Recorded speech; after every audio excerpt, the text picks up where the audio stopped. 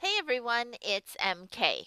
Hey, Mr. MK asked me to answer a question that was posed to him during the webinar that he did with you all. And I hope that you enjoyed that. If you weren't able to catch that and you're hearing or watching all of this after the fact, just know that those types of sessions are something that Paul is planning to do more frequently with his tech expertise to help you out, not only with QPI and ProStitcher questions, but just general computer related technology type questions. Okay? All right, one of the questions that was asked, however, was how do I deal with cropping at the end of a quilt? All right, so what you're looking at on the screen is just a simple sample of something that we might be stitching down on a quilt. Okay, so the line drawing is meant to represent the quilt, and this is just a pantograph that I use very frequently in my online and in-person teaching events that I do. So if you want, of course, the full instruction on setting up the pantographs, you can check out my online class, Best Practices for Pantos. However, let's just skip ahead. I've set the panto, I've loaded the quilt, and I'm stitching along. I have just moved my start point here to some place towards the end of the second pass. And actually, let me just move it a little bit closer to the end, just so that we can kind of see. Oops, I want my start point to be over there. Just so that we can kind of see, and we'll just pretend that the first two passes of that pantograph were stitched out and we can't fit the next one, but we can get to the next start point. Okay, so just kind of in a nutshell, that is how I reposition for my pantographs every time I advance. I just stitch whatever will fit into my throat depth. I let the machine go over to the next start point, assuming that start point is not going to hit my rail. That's a very important thing.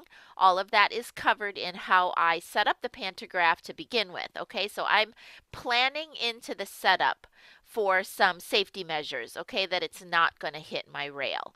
Okay, so I put a pin in my quilt, needle down, needle up, put a pin in my quilt, which is in the batting, and then I just stop and I move my machine out of the way. Now, I'm not going to move my simulator out of the way because I can't put a pin in my computer screen. But just know that I would put a pin right there. I would move my machine if I was actually at my quilt, and then I would advance, advance, advance, advance. Okay, so you kind of have to do a little imagining here. Okay, once I get advanced and clamped back down, I bring my machine back. I put it right over the top of where that pin was. Okay, so right there. Then I'm going to reposition on start row number 1. Okay, well my start circle is not on the first row right now. So every time I advance, yep, you got it. I'm going to jump back to start point number 1 on the first pass, modify, reposition on start point. Okay, and I'm going to do that every single time until I get down towards the bottom of the quilt. Okay, so let's just do that another time or two. Okay, so we'll pretend we stitched out 2 full passes and then we needed to advance. Okay? And I might do it one more time and just put the video on fast forward until we get down here to the bottom. Okay? So just keep watching. Stay tuned.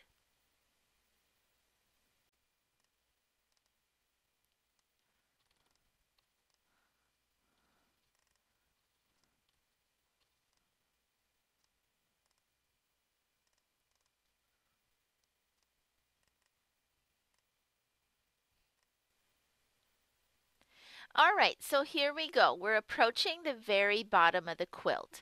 And as I approach the bottom and advance that final time, I obviously can see that I've got too much pattern here, too many passes to fit into my throat depth. Too many passes, that's going to be too much, right? Too much stitching for the bottom part of the quilt. Okay, no problem. I'm going to do that needle in the batting one final time, and I'm going to advance, okay? So this is the final advance now. We can see the bottom of our quilt now has been exposed in our uh, throat space, right? So we can see the bottom of the quilt. Now, one thing that I want to mention is that this whole time that I've been stitching through, I left my area box turned on. Okay, so that was the original area that I had determined at the very beginning of this quilt. Okay, now that's personal preference. If you want to clear the area, you can. If you want to turn the area off, I do that sometimes. But in this particular example, we'll just pretend that we left the area box open and on, okay? All right, so here we are. We got our machine back in position over the pin. We have to check where our start circle is, pro stitcher, new start and end. There we go, new start and end. And we want to make sure, there we go. Okay, pro stitcher, new start and end. Jump ourselves back to the first spot. Our machine is in position over that pin and we modify reposition. Okay, so all the way along we have been doing that. Okay, so now once we get down to the bottom of our quilt, obviously we've got too much and our area box is no longer going to apply to what we need to stitch down here at the bottom. Okay, so I'm just going to go under area and I'm going to clear that area. Okay, I'm going to create a new area that only encompasses the bottom of the quilt. The bottom of the quilt. Okay, so make sure you get yourself in position one final time. Your end of your quilt is in view now. Now it's time to make that new area. Okay, so we grab our machine. I like to go a little off to the left and a little above the blue bounds box of that pattern and do a 2-corner. Now I have assigned my 2-corner over here on my boxes on the left-hand side in simulation. You may have that also assigned that way at your machine, or if you have the machines with the programmable handlebars, then you're doing your area right from your handlebars, okay? All right, then you grab your machine, you pull it off the bottom of the quilt and over onto the right-hand side. Best bet for you is to go outside of the blue bounds box over on the right hand side. Okay, that's where you're going to put your last 2-corner. Now once again, we're going to go and modify crop, close the edges, and do an outside crop. Now, very interesting thing just happened on the screen. We did an outside crop, which meant that everything outside of the area box should have disappeared. And sometimes that's what happens, just like it's supposed to. But sometimes this happens. Even though we chose closed, and even though we chose outside, the crop is not correct. I don't know why. At this point, I don't really care why. I just want to advise you to try inside, and usually it will work.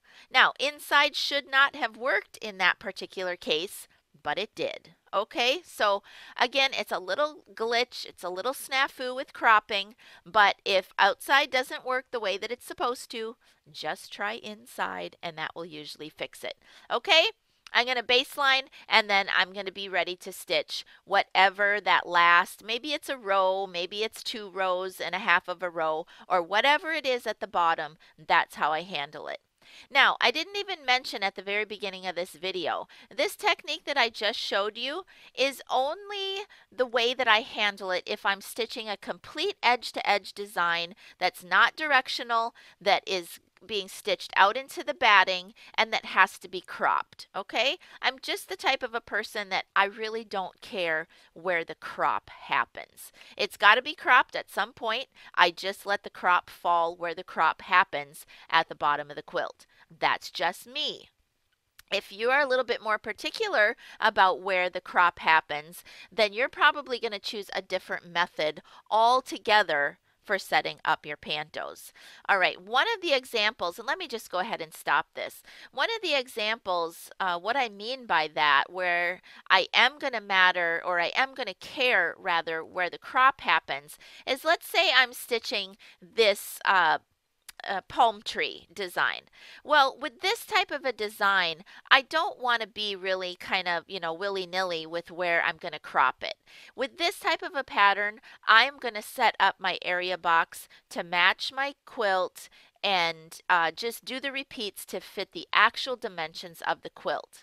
And then when I get down to the bottom, whether it's 1 pass or 2 passes, whatever that is down at the bottom, I'm going to do my reposition on that last pass or maybe two passes, and I'm just going to skew that last couple of passes into position, okay? But generally speaking, I think this was the question that was presented, and so this is how I do it on a complete edge-to-edge design where I'm cropping, okay?